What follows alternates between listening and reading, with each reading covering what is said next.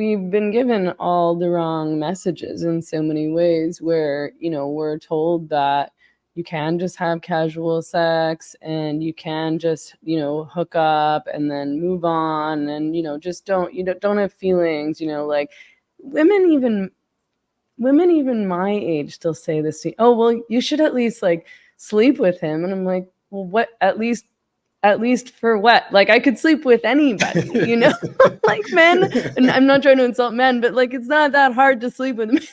Like, if you're a woman, It you really can isn't. find men to sleep with. They're not that picky often. But like, for what? Like, to what end? But also that, it's not true. It's not true that you won't develop feelings. I think that women are built to bond with men that they have sex with and therefore develop feelings.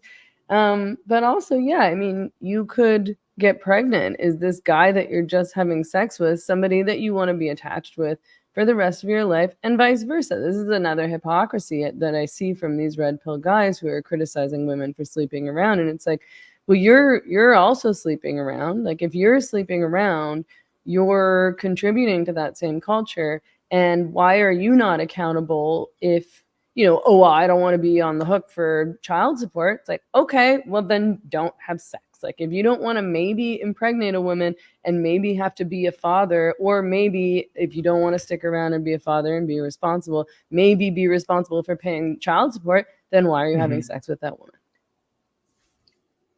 I mean, this is, what it reminds me of? It reminds me of when people complain about their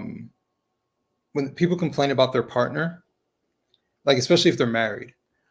First off, I think it's bad taste. You don't complain about your partner publicly. It's So, so not classy. Like, I think it's such a betrayal of your relationship too, but it's just not a good look in general.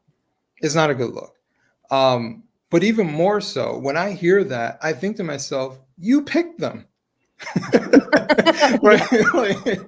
like, why are you complaining about who you picked? Right?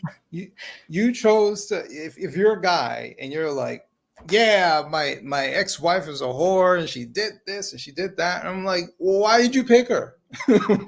Right? Because that says something about you too, if you choose this type of person. Right? And I don't believe most people when they say, oh, I had no idea. You knew. You ignored it. Right? Because I'm a guy too, and I've seen it. Like, I've been in relationships where I ignore like the glaring obvious thing, like she can't apologize. You're like, that's a big thing, because she's gonna screw up and I'm gonna screw up. And if I'm the only one apologizing, that means I'm also apologizing for her too, which is what happens. Right? But I saw that early on and I was like, but I like her. And I ignored it and I kept moving, and it became contentious. So like, I don't buy that most men or women don't see the signs, right? It's because their feelings get caught up in, and even guys, their feelings get caught up in it too. And they say, well, not everyone's perfect, I'm just going to ignore it. It's like, yeah, not everyone's perfect, but certain things you should not ignore. Like, this is a issue, you have to mitigate it. Either you have to address it with the person or you got to run, but you can't just ignore it, because then like this is the outcome. So yeah, if you're sleeping with the neighborhood whore and she gets pregnant, you cannot be surprised that she's not a good mother. Like, maybe because you didn't vet her to be a good mother. Like, doesn't mean that if you're a whore you can't be a good mother. So just making that, but just saying, like, you weren't sleeping with her with the potential of her being a good mother. If she turns out to be one, then you lucked out. But that's not what you were doing. And I see some of these guys who complain about child support and all this stuff, like, they didn't vet the person that they impregnated. And that's the reality of it. And while yes, the court system may be unfair, how did you end up there? Like, no one, this is part of the victim mentality part, because the victim mentality always looks at the exterior. The courts are messed up. The courts are this, the courts are that. Yeah, but how did you get there? You got there because you didn't vet the person that you impregnated. You got there because you hurt the person that you impregnated, right? And now she wants vengeance on you. So she's going to the course and she hates your guts. Yeah. You did this, right? I see like these NBA players who impregnate groupies. Like, what did you think that they were there for?